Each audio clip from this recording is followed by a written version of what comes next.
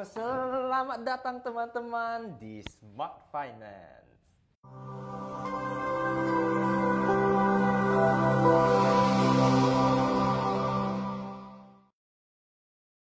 Sumber utama Anda untuk analisis mendalam tentang pasar global.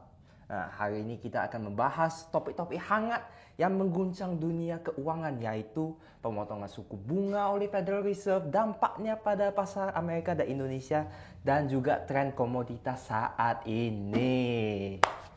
Nah, sebelum kita mulai, mari kita membahas mengapa keputusan ini begitu penting.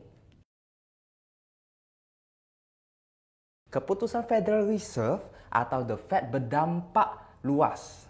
Mereka bisa mempengaruhi banyak hal seperti suku bunga, pinjaman, dan ekonomi global.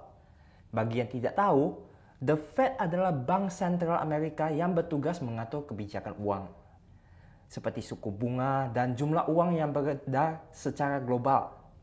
Keputusan mereka bisa mempengaruhi perekonomian global karena banyak negara menggunakan dolar dalam perdagangan, investasi, dan lain-lain. Misalnya, ketika The Fed menurunkan suku bunga, ini bisa membuat pinjaman lebih murah dan mendorong investasi. Tetapi ini juga berpotensi mempengaruhi inflasi dan nilai tukar uang di seluruh dunia. Sekarang mengapa The Fed memangkas suku bunga? Wah, berita terhangat ini. Alasan mereka untuk memangkas suku bunga adalah untuk mendukung ekonomi dengan membuat pinjaman lebih murah, sehingga orang dan bisnis bisa belanja dan investasi lebih banyak. Strategi ini juga dapat membantu mengurangi pengangguran. Diperkirakan suku bunga akan diturunkan sebesar 50 basis point atau 0,50% yang bisa berdampak pada ekonomi. Namun, suku bunga yang lebih rendah juga beresiko menaikkan inflasi jika uang beredar terlalu banyak di pasar. Jadi, ada sisi positifnya, memudahkan pinjaman dan mendorong ekonomi, tetapi juga ada resiko inflasi. Jadi, The Fed harus menjaga keseimbangan antara kedua poin tersebut.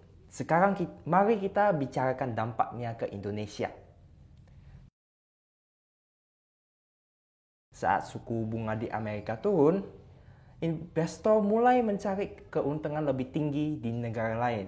Nah, contohnya seperti Indonesia. Misalnya, jika obligasi di AS menawarkan bunga rendah, investor bisa pindah ke obligasi Indonesia yang memberi bunga lebih tinggi, walaupun resikonya lebih besar. Ini bisa membuat rupiah lebih kuat karena ada banyak permintaan untuk uang Indonesia.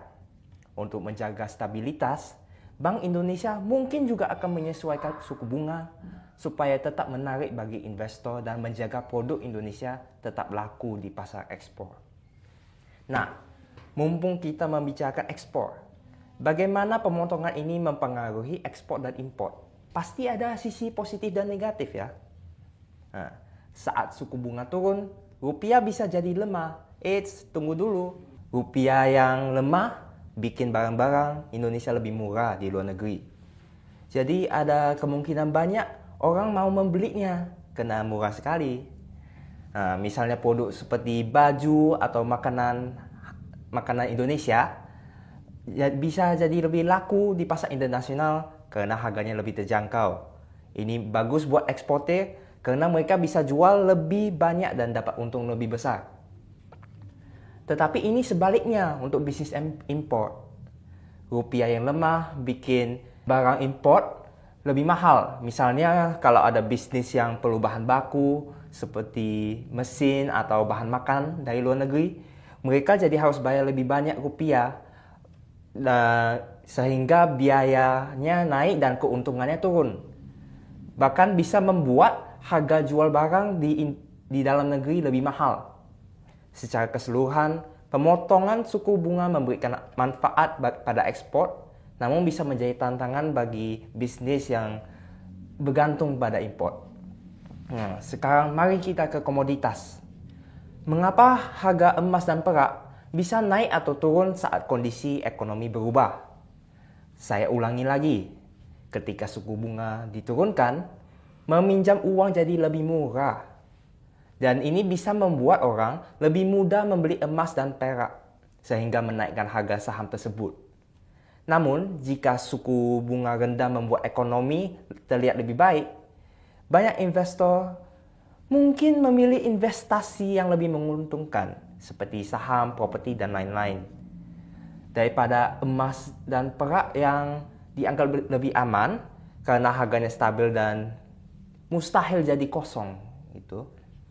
Tapi keuntungannya lebih kecil dan juga dalam jangka waktu yang lama. Nah, akibatnya permintaan emas dan perak bisa berkurang dan harganya bisa tetap datar atau turun, sideways or downwards. Selain emas dan perak, ada juga minyak. Ada berbagai faktor yang bisa membuat harga minyak naik atau turun. Tapi mari kita membicarakan situasi baru-baru saja mengenai minyak. Apa yang telah terjadi baru-baru ini? Nah, bagi yang membaca atau menonton berita, mungkin tahu bahwa baru-baru ini ada berita mengenai badai di Teluk Meksiko. Hal ini mengakibatkan naiknya harga minyak sebesar 2%. Kenapa ini bisa terjadi?